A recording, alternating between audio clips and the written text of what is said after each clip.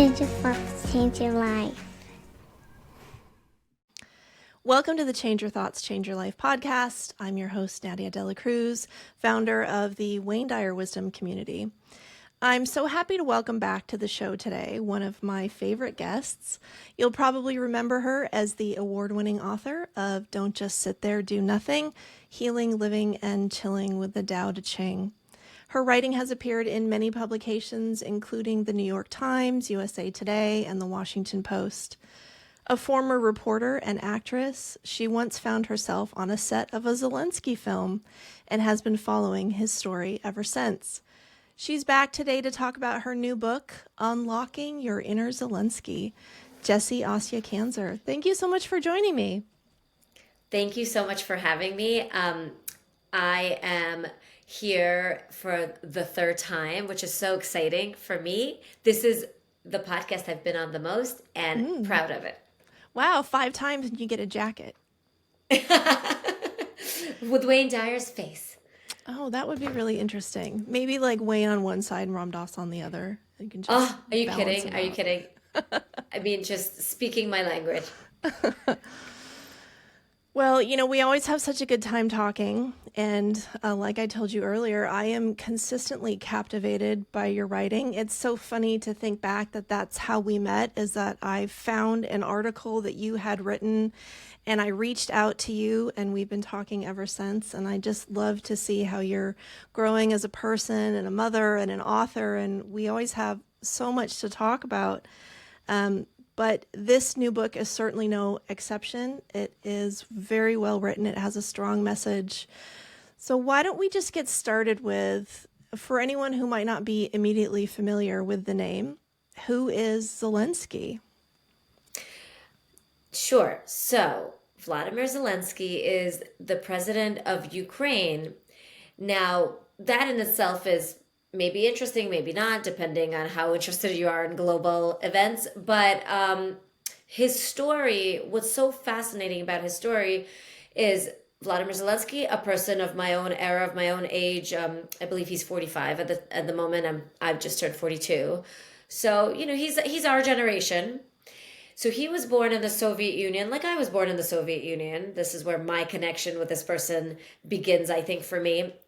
He was born in Ukraine, grew up in Ukraine. Ukraine originally, in the time of his birth, was part of the USSR, the Soviet Union. The same for me. I was born in Latvia, was part of the Soviet Union. My father hails from Ukraine, born into the Soviet Union. Now, the Soviet Union fell, it collapsed. So he found himself sort of an immigrant in this new land. I relate to that once again. For those who don't know, I'm an immigrant from the former Soviet Union to New York. So he found himself an immigrant in his own land in Ukraine, suddenly free. This was 91. It became a free country. He grew up in this free, burgeoning country, starting to get to know itself as a free country, still quite controlled by Russia, close ties to Russia. Eventually, there was a revolution within Ukraine. They wanted real freedom. They wanted to cut the ties to what they saw still as a Soviet-style type of country next to them, Russia. So this man, Vladimir Zelensky, went on with his life. He got educated as a lawyer. However, he really wanted to be an entertainer. Again, I relate to that. I too wanted to be an entertainer, though I was a straight-A student. My parents wanted me to get, something stable, as immigrant parents do. I wanted to be an entertainer. Well, Vladimir Zelensky wanted to be a comedian. He went ahead and became a comedian. Wasn't an easy path. I talk about it in Unlocking Your Inner Zelensky. We talk about this story. He became a very successful comedian, but the kind of comedian who, plays the piano seemingly with his genitals for laughs, like a jester. Interestingly, as a comedian, he also made a lot of fun of Putin. Fun of government corruption within his own country. It was gesturing in the old way of the jester who could laugh at the establishment. And so eventually he became a producer as well, had a big production company, very successful entertainment persona within his country of Ukraine. He creates a show called Servant of the People, where he plays a very simple gentleman, a teacher who speaks out against corruption in his country, and then he is miraculously elected president.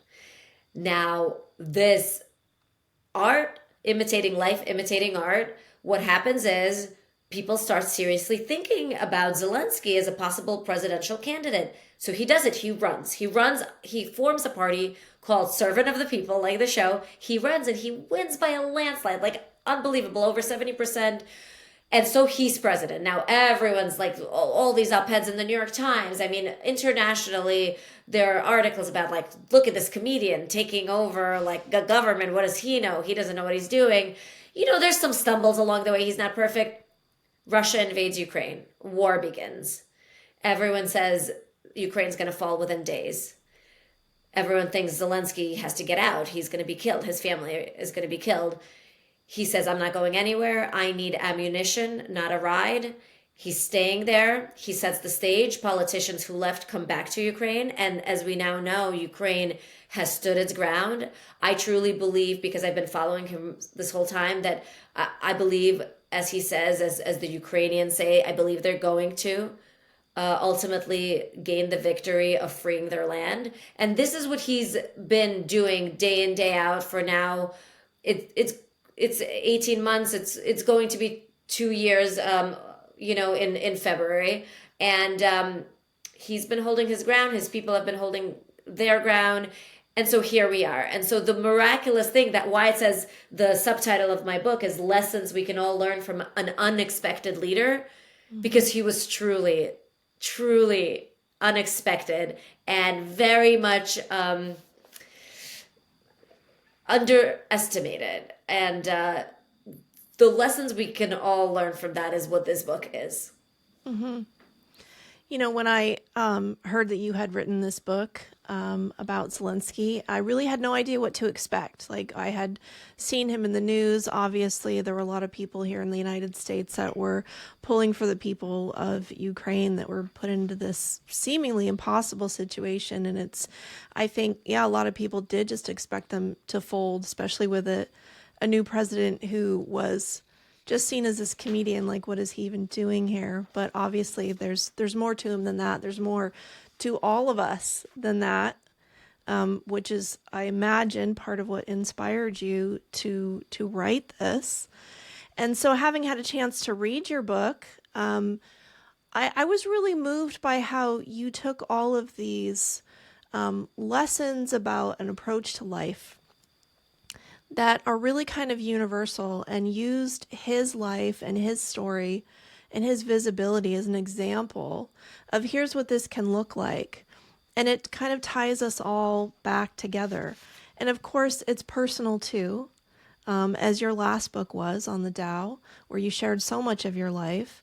This similar background that you have together. And I was just really moved by how you articulated the inspiration that he presents to all of us. And they're still in this war, and I feel like we don't really hear about it so much anymore. As news stories do, they rise and they fall, and they obviously, they still need support. They still need military help, probably. What's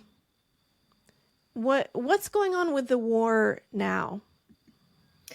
So it is, okay, so it's not the counteroffensive. For those who don't know, the counteroffensive is something Ukraine prepared for a long time, where instead of just defending the land Russia was trying to take from them, they're going on the offensive to try and take the land back from Russia, the land that is Ukraine, trying to get it back. So now they're not defending anymore, they're on the offensive. Now, is it going as fast as global powers would like? No. Zelensky has spoken out about this, and he said, listen, we gave them a lot of time. We were waiting on weapons from the West. You know, this is a country that they signed agreements with Russia that were backed by the free world, where they gave away their weapons in exchange for a guarantee of sovereignty. And obviously we see that those agreements didn't amount to anything. So they needed help. They wanted to stand up for their own freedom and sovereignty. They needed help. Slowly, America, other European countries, other NATO countries have been giving them that help, but it's slow coming.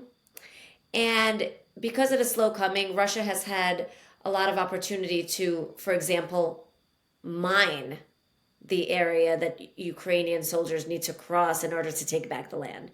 So there's unbelievable hurdles and obstacles. Unbelievable. If you really think about it, you're like, how is this ever going to happen? They're never going to be able to get it back, which is the panicky side of me. That's just how I react to things in general in my own life too.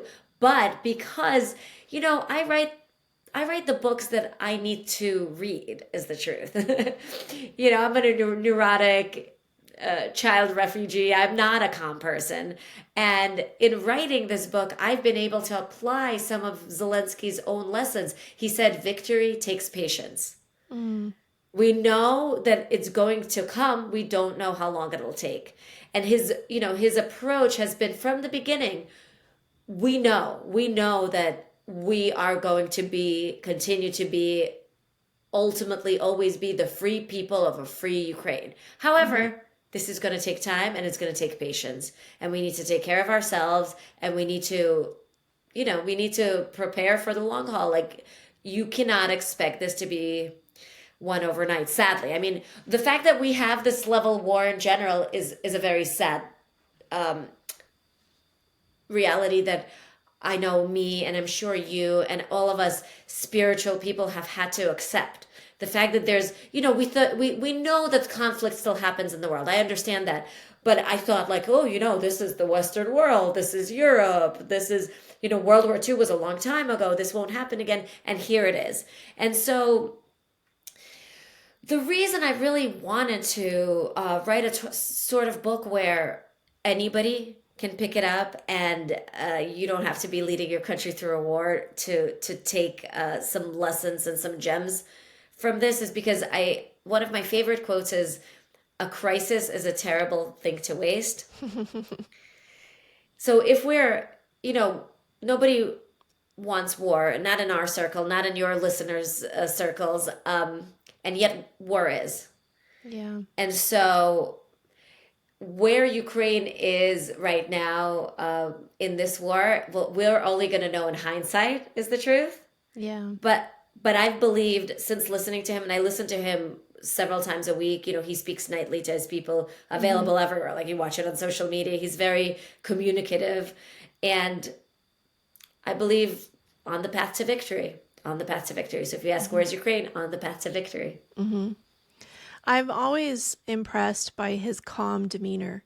He inspires such confidence. And I think we look for that in our leaders. I think we yearn for that here, maybe. Like Wayne Dyer, for me, was that kind of a leader. He wasn't a political leader, but his lessons and his confidence was really calming no matter what was going on in the world. I still find reading his books and listening to his lectures to be very reassuring. There's always lessons in there that apply to what's going on. I definitely saw some overlap with the lessons here, and we'll talk about that in a minute. But the unlikely leader, and I remember hearing about one of the things that was different with Zelensky was that he was showing up where people would see him, meaning he was on social media, and that wasn't something that was common at the time. He was showing up on Instagram and Facebook and YouTube. And then when the war hit, he started doing nightly videos. I mean, can you imagine the president of your country coming onto social media every night in, casual military clothes? He's got his army t-shirt on, coming on going, this is where we are. This is what's happening. Knowing that this is going to help people feel connected, united, reassured, that this simple act can boost confidence. And you can imagine his life must be so busy, pulled in all these different directions. He has children that he barely gets to see, partly because of safety issues. And yet he shows up day after day after day. And I'm so impressed by the way that he did understand the plight of the people. And I think that's the whole reason why he ran, is because he was voicing what so many people of Ukraine were feeling about this. The leaders don't really represent us, and politics are a joke, and this isn't going to make any difference, and you just pick, the lesser of two evils. I mean, this isn't just a story of Ukraine. I mean, this is our story too, that how many people feel that way about politics, and to really get inspired to feel like you can make a difference is what it comes down to for me. Yeah, you're spot on, because this is not just Ukraine's story. I mean, we struggle with this as well. And I think that the reason, there's a poll recently, and people from both sides, Republican and Democrat, much higher ratings for Vladimir Zelensky than from any of our own leaders, including the president or presidential hopefuls. And even though the war in Ukraine has become politicized here, as everything becomes politicized here, like the left thinks this, the right thinks this, and it always gets pulled into two separate directions, and people get annoyed. People get annoyed with, what it is. I don't think that anyone in my history as an adult, so I would say in your history as well, as we are peers, I don't think anyone's just come on and spoke truth, simply truth. And Zelensky said in so many of his speeches since getting elected, he said, "I'm just an ordinary person who has come to break down the system." Over and over, he would say, "We are each the leader of our times. Just a regular person. We are each leaders. We are each responsible." And he really does show up as a regular person. I understand, and I know that since you read a lot of the book, I talk a lot about this, that he is extraordinary in his ordinariness, because he's not trying to be something he's not. Mm-hmm. He's saying, here I am, just a regular person. I will tell you how it is. I'm not going to sugarcoat it, but I will tell you why we still get to have hope and why we're still going to be victorious. However, it's not easy, and it's not going to be easy. And so he just shows up and tells the truth, putting his ego aside. And we've not had that. Sadly, we've not had that. And so part of the reason behind this book's existence is, well, if we don't have that right now in our own spheres, can we be that? To whatever degree, can we be the leaders we're yearning for? Whether it's just leading our family, leading within our community, how can we be that very leader, that inner Zelensky, that leader that we want to see, the leader that we're so inspired by? That's what I found so palpable in his teachings and his speeches. How can we also take that responsibility and own our own power to affect lives? Mm-hmm. It took me by surprise, too, to realize that he's about the same age as we are. And I was like, oh my gosh. I can't imagine being the president of a country right now, But what's so funny? There was a time when he didn't imagine being a president of a country either. He said his dream was to be like a Hollywood, to win an Oscar. Like his dream was, it was a completely different dream. And that's another lesson that I talk about in the book that really stands out for me, is rising to the occasion that's presented to you. Mm-hmm. He didn't have to do this. He really didn't. He didn't have to. I mean, he was a success. He didn't have to rise to this powerful position within his country. And yet he did have to. He felt that he had to. And so he did. And he shows up where he feels he is called. And we each can do that. And, before the call, that's what you and I spoke about. We're busy moms, busy raising our kids, but we each have goals beyond that, and all we can do is show up. Keep showing up and continue to keep showing up. I was going to ask if Zelensky's popularity is tied to his visibility, right? The fact that he keeps showing up, you keep seeing him, but then I think you just answered it, is that it was his authenticity. It's not just that you could see him, because if you see somebody and they seem very guarded and very political and they're not really, I don't know, they've got those very carefully crafted talking points and everything, and you're not going to feel that their heart is in it. So I think it doesn't inspire confidence. So I think that's for all of us.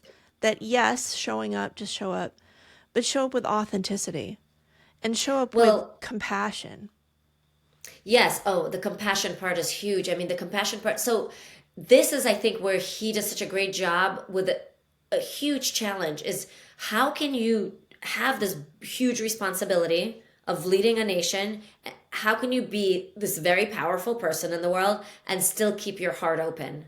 And he does. He shows up where people are, where the soldiers are, are really needing morale, a boost. He shows up in hospitals. Like he just day after day, he shows up on social media, and he also shows up in person where his people need him. And he shows up with his eyes full of tears and warmth. And I think that, you mentioned Ram Dass, who I'm a huge fan of as well. He spoke a lot about keeping your heart open. How can you really witness the suffering of the world and not close your heart? And that's a challenge for all of us. And he's been able to do that, keep his heart open. Especially during war, of course. That's like the ultimate example of us versus them. And anytime you make that separation, then, everything's kind of lost. I heard that he would do some of his speeches in Russian as well, so that the people of Russia could also understand him, because he really wants everybody to come together. I could see in some of the interviews that he's battling his own feeling of hatred towards the enemy. Of course. And it's obviously understandable that when you have children dying, innocent people, and because your neighbors throwing missiles haphazardly at civilian areas daily, I can understand how the anger rises within you. But he has always spoken about, look, as a father, I feel such anger. Of course I do. But I have to have my country's future in mind, and I have to put it aside. I know that at one point I will have to put it aside because, Russia is always going to be our neighbor. They're our neighbor. So we're going to need to figure out how to live together. So he understands that. Yes, he's a very smart person as well. I wanted to share a quote with you from one of his advisors that I think speaks very well as to why he's successful representing his people. His advisor said he has a performer's sixth sense of what people want. In a time of crisis, he is a lens that channels the energies of the people into a single beam of light. And to me, when I read that, I realized, so no, it's not an accident that this performer became perhaps one of the best wartime leaders that ever was. It is actually, he used his skills and intuition as a performer to become that very leader. Yeah, embrace all of what you are, bring all your gifts to the table instead of trying to compartmentalize everything. I want to share a quote from your book about one of these lessons, which says, "Faith in our own abilities, in our limitlessness, is a timeless affair. It's a constant. If we keep the faith regardless of what is or isn't happening, and we keep going, eventually the limitlessness triumphs." This is what shaped the life of Vladimir Zelensky long before any of us knew who he was. It would have been so easy for him, just like anyone, to be like, I'm only one person. Even if you're elected president, right? You could be like, I'm only one person. How much can I do? How much does it really matter? Do we really have to show up for this video tonight? Do we really have to do this? Do we really have to talk to the people? Do we really have to try this hard when, the odds are not in our favor? Maybe we should just get out of here. So, having faith in yourself comes before the rest of the world seeing what you're capable of. You have to believe in yourself first. Yeah, and when I, when I took on this project, this book, and I looked back at his life, I was surprised myself by some of the stories. So, for example, as a kid growing up in post-Soviet Ukraine, the specific city where he lived, Kryvyi Rih, it was a tough time for that country, and there was a lot of crime and gangs, and so he's trying to just, kind of perform. So he took his guitar out into the street, just trying to perform because that was his yearning from an early age. And so thugs came by and broke his guitar into pieces. And it's easy at that point to be like, what's the point of me even trying? Like, this, where I live sucks. There's no opportunities. And there were very few opportunities. And it's easy to throw in the towel. But his impulse, lucky him to be born with this kind of, this kind of stature. His impulse was to laugh and say, well, I guess they're not ready for my talent yet, and that's what he did. He laughed it off. He brushed it off.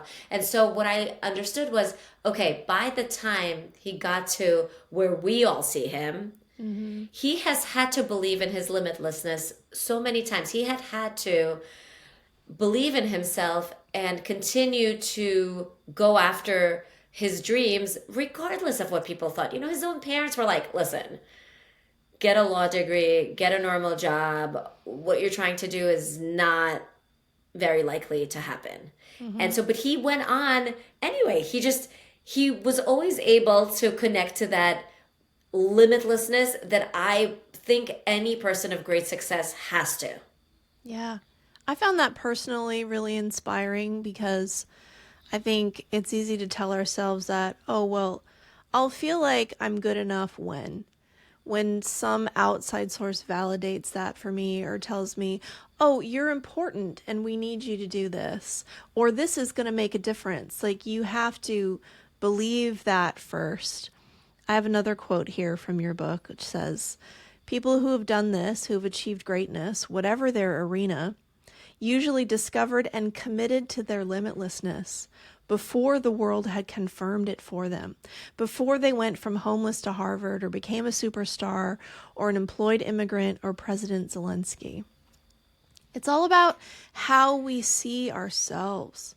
And it keeps coming back to this for me, that the way that we exist in the world, the way that we show up for others, the way that we make choices, which changes everything for us, starts from how we see ourselves and what we believe about our place in the world. And even just, is the world a friendly place or a hostile place?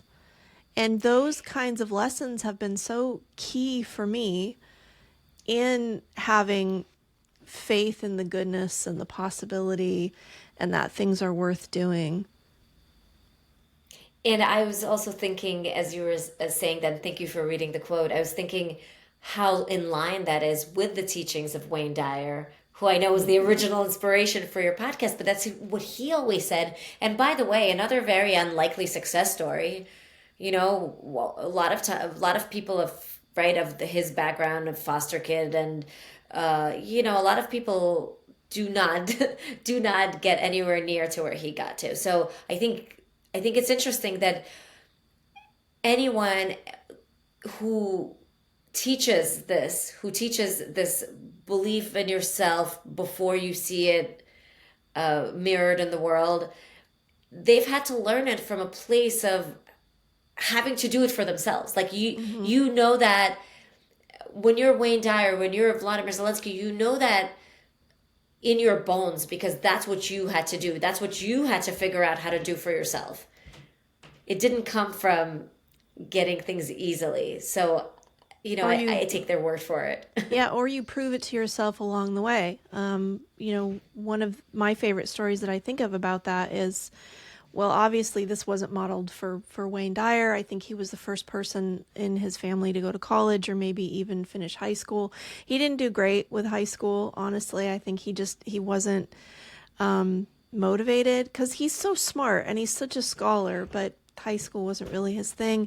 He came back from a couple years in the Navy and he applied for Wayne State University, and they didn't want to let him in because he didn't have a good transcript for that. There was a counselor who took a chance on him and gave him provisional acceptance into the college. So depending on how he did in probably his first quarter semester was going to determine of whether he could continue. But he knew that this was what he wanted to do. He had made that decision while he was stuck on the boat, and that this is what he was going to do. He believed it. He saw it for himself, and he showed up to his classes every day, never missed one, never was late, pen in hand, ready to go. He was just absorbing everything. He was so grateful to be there because he had this vision for himself. And long before he became even a professor, much less the author that we know him to be, he could see that for himself. And he had to hold that vision because even his first publisher had a different vision for him. And he could have so easily been swayed to be a different kind of author. But this is how he wanted to show up in the world. And one of the big things that he talked about, of course, is being a no-limit person. So That's one right. of the quotes that you have here is just completely in line with that, which says about Zelensky, watching him along with the rest of the world, I realized his unwillingness to heed limits was key. It spilled over from his belief in self to his belief that everything is possible. I get chills from that because, I mean, Wayne is obviously not the only person who could teach this to somebody. It's just where I got it first. He got me when I was young. I discovered him as a teenager. So I'm grateful that that seed was planted. Zelensky's planting that seeds for people today, too. And you also say he gleaned a reality in which he, an ordinary person, as he called himself, could rise up and make a difference. I just think that the world is going to be looking at him for a very long time to come, long past my days here. And so I felt, I say in the book, I didn't think, this isn't the kind of book that I would have normally written, because I could have lived my whole life and not write about war. Right. And, what happened was, I forgot to mention, for anyone who doesn't know, and many people don't, why would they? But, I talked about this in my first book. What happened was I had one chapter in my first book, and Don't Just Sit There, Do Nothing, a book about the Tao, a book very much inspired by the work of Dr. Wayne Dyer, who also loved the Tao and lived by the Tao. And I have a chapter called, a section within the chapter is called My Zelensky. And people, when I wrote that chapter, people didn't know globally who Zelensky was. And this chapter is about how I crossed paths with him once. I was an actress waitress in New York, and he was filming his first feature film, very first feature film. He was just one of several megastars on it. It was like him and a few other people from former Soviet republics. So he was sharing, it wasn't just him on the billboard, he was sharing it with other people. His first big feature film being shot in the Big Apple. It was called No Love in the City, and it was about Russian expats kind of hanging out and partying in New York. And so they needed some Russian speaking actors. I was one of them. And so that's when we first crossed paths. This was 2009. And now we're speaking in 2023. And so in that time, when I first learned that he was elected president, that's when I started really paying attention to him. That's when I started really paying attention to, hey, this person was just a person like me. Sure, he was a little above me in his acting career, but now he's the president of a nation. And then, wow, he's the president of a nation that's, keeping freedom alive for really all of Europe. If you look at it, the way that he's keeping this sort of tyrannical power at bay. And so he did this in such a short time. If you think about the span of time between 2009, when he was just making his first feature film, to 2023, where he's, arguably the most famous person alive, or the most, esteemed person. And you realize that, yeah, if he could do that, everything is possible. It's like, who am I then to give up on my own little dreams if that's possible, right? Mm-hmm. And so I realized that this book had to be written because I just wanted these lessons to be watered down a bit, away from the politics and away from just the war speak, and for people to understand that these are things that any one of us ordinary persons, can use on a daily basis. Mm-hmm. Yeah. Well, you nailed it. Thank you. We can all unlock our inner Zelensky, unlock our Dr. Wayne Dyer. We can all unlock that genius, that guru, that capable being within us. Yeah, I mean, that was definitely Wayne Dyer's message too, which is one that I'm still trying to get out to people, is that, he didn't didn't talk about his own life to be like, oh, look at how miraculous my life was. He talked about the synchronicities in his life, going, this happens to all of us. All you have to do is look for it. If you're paying attention, it's happening all the time.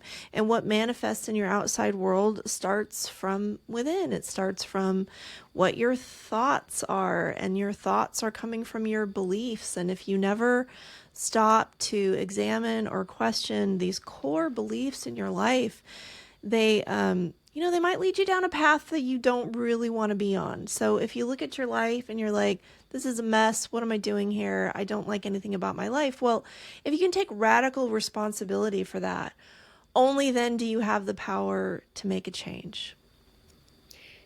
You're absolutely right. And the other thing I learned from Wayne Dyer was to pay attention, to pay attention to life, that life speaks to us and we got to pay attention. And so it's interesting to me, I think that I knew pretty early on that I had to write about Zelensky, because I wrote about him. It's also how I broke through as a early writer who was writing for newspapers and magazines. My first big piece was for the LA Times, and I wrote I was once in a movie with the Ukrainian president. So when he was first elected, that's where the story was first told. And so then I had this chapter in my first book, and Don't Just Sit There, Do Nothing. I had this chapter. It was called Use It, by the way. It was called Use It, about this Taoist teaching that not to waste anything, to use everything that's given to us, which is goes along with that quote I shared, that a crisis is a terrible thing to waste. And so I used Zelensky as an example. When I wrote that, there was no war. I just wrote about how he was able to use his life to propel him forward. And so when that book came out, the war just began. It literally came out a couple of days. It came out March 1st. The war began February 24th, I believe. I mean, it's in the book, but for February 24th or 22nd, one of those. But so anyway, the book came out, and then I was doing interviews for the book, and everybody wanted to talk about me being in a movie with Zelensky.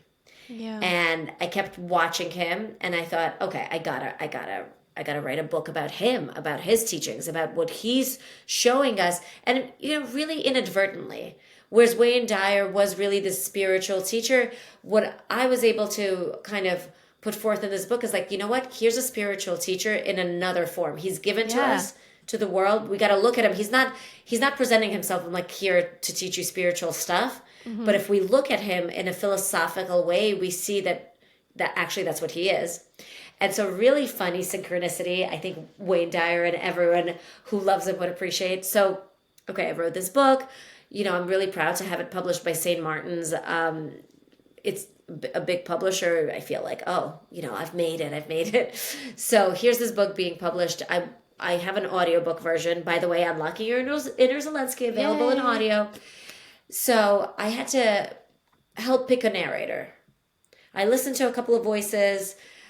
Really loved this one woman. She had a Ukrainian heritage. I thought that was cool. She fits into this message. And so she did a great job. She narrated the heck out of this book. And then she wrote me to tell me how much she related to the message within it. And then she told me that her now husband was, at the time of that first movie, the movie where I crossed paths with Zelensky, her husband was a cameraman on that very movie. It all comes full circle. So that was that little... Right? It was a cute little synchronicity. It was like, okay, all right, I picked the right person. I did the right, I felt like, okay, I'm following the breadcrumbs. I'm just doing my thing. And that's enough. For that moment, that was enough of a satisfaction for me. I was able to let go of like, I want this book to do well. I want people to buy it. I want people to learn from it. I was able to let go of all that and be like, I'm at the right place at the right time. I just really felt that synchronicity. Oh, I love that reminder, because that pops up for me again and again. But in between, it's so easy to be like, oh, it's just the grind and what's on my to-do list and how am I going to get from here to there. And then you have one of these moments and you go, like, what was I worried about? Like, obviously everything's connected. Something bigger is moving the pieces around. I mean, I cannot lay claim to all of the synchronicities that have led me to where I am in my own life, not just in a career sense, but with meeting my husband and my beautiful children being born and the experiences that I've had that have led up to where I am now and what I'm passionate about. But we need those reminders, and we see them when we get quiet enough to notice. Now I really want to listen to the audiobook. Is that coming out? When does your book release, by the way? So my book is out on October 24th. Okay. Tuesday, October 24th. And yes, everything is available. It's available on ebook, Kindle, paperback, or audiobook. So some of your, I think, chapter titles give a nice little glimpse of how you pulled all of these different spiritual lessons, but also it's just kind of about being human. It's just kind of about a path to life, which I suppose spirituality at its core is so simple.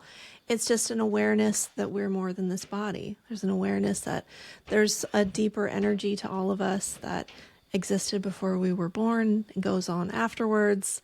If we can stop even for a moment to remember that there's more going on than what meets the eye. And I think so many of us have had that experience of feeling our loved ones who have died, that feeling that they're still with us, or having a dream visitation or something.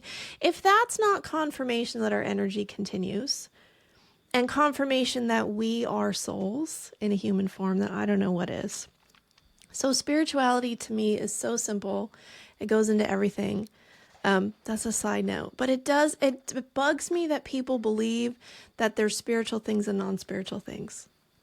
And spirituality, I agree with you completely. Yeah, it's really just this awareness that you It's bring everything. everything that you do. I mean, you can be, a circus performer. You could be a cab driver. You could be, somebody who writes the notes at the meetings in an office, like whatever it is. And that's not spiritual or non-spiritual. It's just an awareness that you bring to it. So I almost hesitate to label your book as spiritual because spirituality is in all of us, but these are more like lessons for life. Anybody can. How may I serve? Know your purpose, know your audience. Just be real. Speak the truth to everything. Love that one. Children as guideposts. Unstick yourself from fear to love. Decide with courage. Be the link. Remember the whole is greater than its parts. Micro, macro manifestation. As within, as above, so below, right? Create faith, use your energy wisely, one brick at a time, choose contentment. Like these are lessons that even if you took Zelensky off the table, this would still be a great book. But with Zelensky, I feel like it's relatable, it's current, it's something that people are thinking about and seeing, and such a beautiful example that we can take these lessons. And I really love that you went from the Tao to Zelensky, right? Because you could have been, well, I don't know, is this off-brand for me? Is this, I don't know, like, is this what people are going to expect from me or not? But I feel like you could see the vision and you were getting those synchronicities that were saying, go this way, go this way. Now, I know everything is connected. I didn't want to.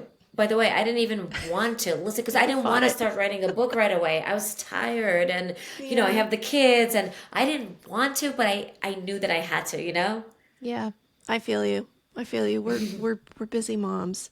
But there must be some overlap, right? Because everything's connected.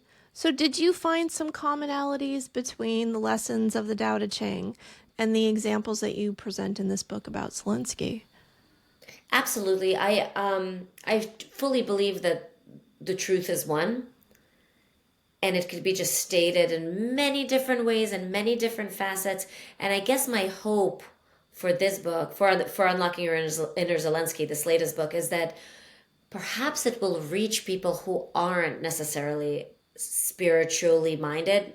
As you said, we're all spiritual, whether we know it or not. But it can just reach people who are just living. It can reach people as a leadership book or a personal development book or just a book for someone who's interested in Zelensky, because the truth, everything within this book actually lines up with everything within the Tao Te Ching. And, interestingly, as much as I didn't want to write about war, but war was, well, the Tao Te Ching mentions war, and the Bhagavad Gita, which is one of the most famous Hindu teachings, takes place in war. And when I reread the Bhagavad Gita recently, Bhagavad Gita is another Eastern book, very similar for me to the Tao Te Ching, in that its lessons, if you really look at its lessons, they're just eternal. They're very relevant now.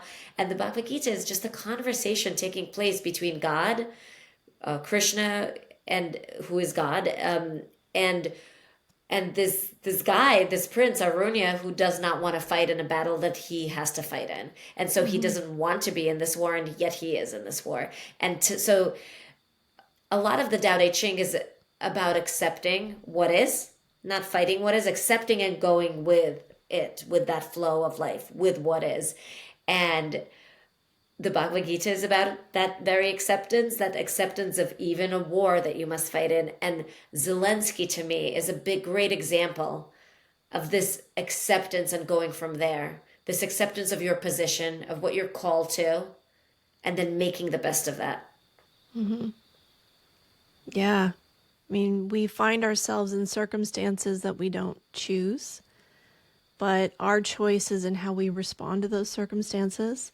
I mean, how different would his experience have been? I'm sure this is not what he was expecting. Like, I know he wanted to go in and change the system. He wanted to be a better representative of what people really wanted and needed in their lives. And then it's like, I don't even know how much of that he got to do, because he was called to something much more painful, something more dramatic that Yes. maybe was actually what he was there for. Maybe he was meant to be the one to guide this country through the war.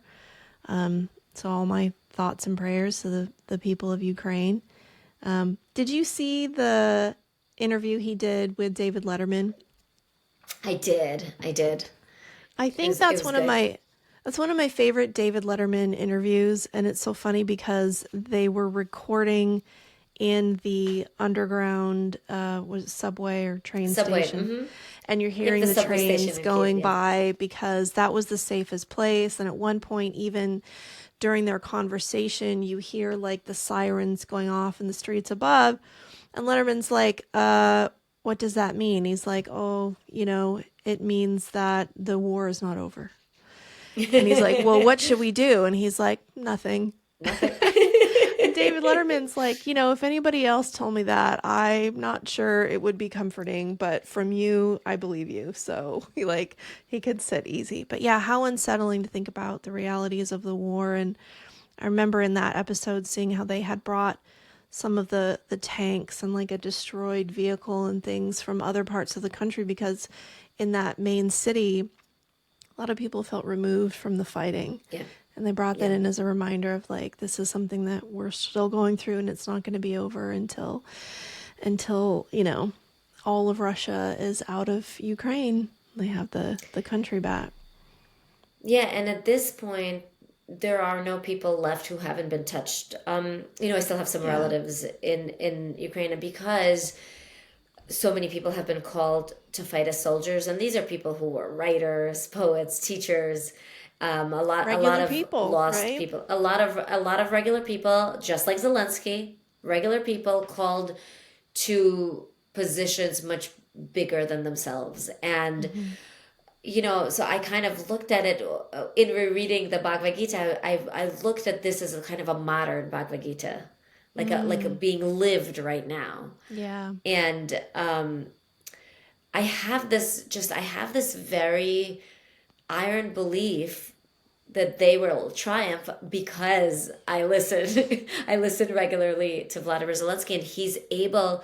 My God, he's able to channel that. He's able to give that, maybe the most important thing that the soldiers and the citizens need, and the rest of the world that's helping, that's supporting. Maybe what's most needed is that confidence, and he's been able to carry that forth. So I think you're right in what you said before, that perhaps all along the greater picture that he didn't see, that we didn't see, that nobody sees, was him using his great skills as a speaker, as a performer, as a as a person who can command crowds, that is what was needed the most, is for somebody to be able to do that day in and day out, whether with other governments or with his own citizens, with hurt soldiers. So what was needed was this master communicator that he is. And so isn't it bonkers, if you really think about it, that the exact person who could do what he does is in that position right now?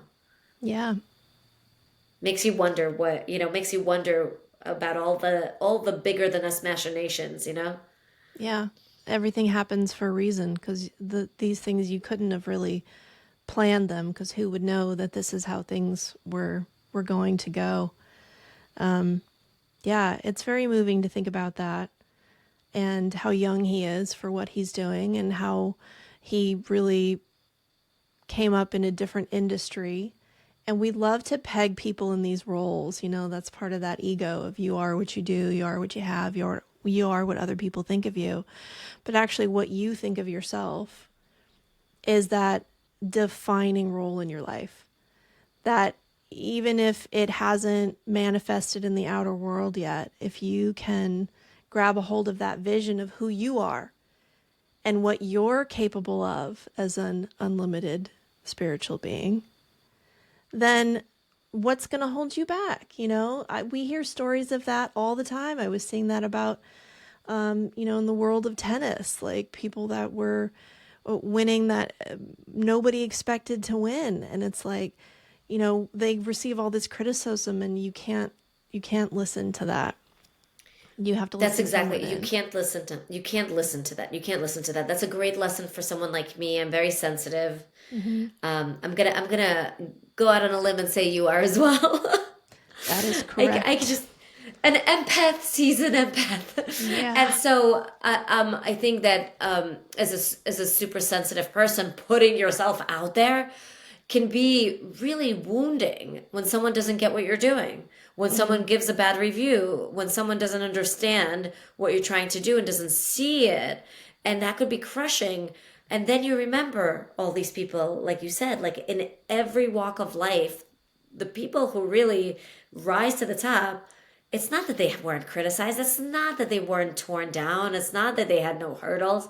It's that they were able to go within and listen to that message, to that strength and that self-belief, and make that louder than everything else. Yeah, hold on to that vision for themselves. There's no shortage of examples. I mean, Oprah Winfrey is another very obvious example that everybody was telling her no, and she didn't have a good speaking voice, and she wasn't good on camera, and somebody thought she couldn't interview people. And I mean, look at her career. It's like if she had listened to them, then she would have just stopped. So I think if we believe in ourselves and we keep going, and we bring all of ourselves to the table, even if people think that it belongs in a different compartment, there's no limit. There's no limit to what we can do. And paying attention, which I remember Wayne Dyer talking a lot about too, this ability to see what life is trying to show you. Yeah. It's like, it's interesting, right? I feel like it's this kind of balance of like this great belief in yourself and also a surrender to life. It's like these two things. And that's what the Tao talks a lot about, this paradox, and we see that with Zelensky as well, this surrender to the moment and bringing yourself to that moment as well. It's those two things. When those two things are able to come together, I mean, that's how we get a Zelensky and an Oprah and a Wayne Dyer. Mm-hmm. Detach from outcome, but still be present with what is. And I think that's a tricky point of that balance between, are you so focused on what you're imagining that you want to create for yourself that you're not leaving space for what is, and then you can't pivot? Or are you so down on yourself that like, oh, it's hopeless, because you're not seeing the proof of that yet? You have to live somewhere in the middle, where you hold the vision and then you let it go. Hold the vision, let it go. Hold the vision, let it go. But without ever letting go of that belief in yourself. Yeah, constantly. And what's interesting is another paradox that I see, that I was able to see by just viewing Zelensky closely, right? By like putting this magnifying glass on Zelensky, I was able to see it within him, and yet it also exists with anyone who's reached greatness, is that he has this belief in his own limitlessness, his own ability, and yet he remains absolutely humble. And you could say, well, how could a person who believes he can achieve anything also be humble? And he's humble because he just understands his place, his purpose. And he doesn't aggrandize himself and let his ego take the better. He says, I'm doing my thing. This is what I'm here to do. Everybody has a thing. We're each the leader of our time. We're each able to bring our best to whatever situation we're being called to. And so that allows him to stay humble. And to, one of the things he said was, I can't afford to be less or worse than my own people. He really finds inspiration within his own people, and then he has to rise to the challenge. And I think that we can all do that by looking at those around us who are doing amazing things. We can say to ourselves, well, I can't afford to be worse than that. I can't afford to give up on myself because, well, look, I see Nadia doing this, and she's a mom, and she's homeschooling her kids, and she's still able to go after what she wants to do. So how can I just throw in the towel because it's hard, Yeah. Yeah. I mean, when you have a sense of community, and maybe that's not even, limited to your neighborhood or your country, but just people that you connect with and who inspire you, that goes a long way. And that Zelensky obviously used that as motivation, as that bringing people together and setting an example. And then you see other people following suit. So you could say that for us as well, right? Somebody's going to look at what we're doing and go, oh, you know what? She sounds like me. I could write a book. I could do a podcast. I could follow whatever it is that I'm passionate about and believe in myself. And then wherever it goes is where it's meant to go. Yeah, I mean, we each are multitudes, right? We each have so much within us, and we each forget that sometimes. We all go to the dark place. In a time of crisis, someone like Zelensky really can't. He really can't. He really can't let himself go there for very long, and he definitely cannot show that, bring that forth, because that would be mirrored in the fearful part of everyone else. Yeah. Or that part. So, but for the rest of us, I think we do go to the dark place because we can. And then we have to remember that we also get to pull ourselves out of there. Yeah. Maybe stay there for It's shorter like what and you shorter said before. periods of time. Yeah. It's like what you said before. It's really easy. It's really easy to be like, what's the point? Why even try? I'm just one person. I'm just one person. Somebody What's else the will do it. difference? Yeah. Yeah. Or who am I, right? Who am I? Mm-hmm. And that's why his message of, I'm just an ordinary person. I'm just a regular person. And every ordinary person is the leader. When he was elected president, he said, all my fellow Ukrainians, you are each the president now. You are each the president. You got to treat yourself with the importance of the president and hold yourself up to the standards of the president. And I think in our day and age, I think that that's where we're coming to. I think we're coming to a more communal understanding of power. I don't think ultimately for the human race to triumph, I think power has to be shared. Yeah, I agree with you. Yep. Leadership comes from within each one of us. Quote from your book, he gleaned a reality in which he, an ordinary person, as he called himself, could rise up and make a difference. And I know he would want not just the people of his country, but the people of the world to know that we can all rise up and make a difference. So what's next for you? Do you have another book coming? Are you I being mean, pushed I'm against always your will towards a new direction? No, not this time. Sometimes the pushing comes from within too. Yeah. I write because that's what I do to find my balance. And so yeah, in the meantime, I have been writing another book, and we'll see where that one's meant to land. Yeah. Right now I'm super excited about this one because I really feel this urgency to get that message out, to get the message. And like you said, this message doesn't belong to Zelensky and doesn't belong to Wayne Dyer and doesn't belong to any one person. But I think that the more ways we can get this message of empowerment slash responsibility, right? It's both. The power, great power, with great power comes great responsibility. Once we understand that, we can't erase that from our minds. And I think that the more ways we can reach people with that message, the better it is for all of us, for the world. Because after all, we really are all one. And so I'm just really excited to do my little part, my wee part in getting that message out. You were so fast, too. You really turned around this book very quickly. Of course, I have no idea how long you were working on it, but it seemed like you got it out really fast. And I think because it is such a timely message for us today. This was a very easy book for me to write because it was all there in a person who's been speaking. And it's really interesting. His speechwriter got asked, well, who's the main person that writes Zelensky speeches? And she said, the main person is him. Yeah. And other people have said about him that he speaks in finished thoughts. Like he's like a ready-made speech walking around. So he's been giving these speeches for a long time. And so he's been living this life, this pretty miraculous life for quite a while. And so all of the information was there. It really was.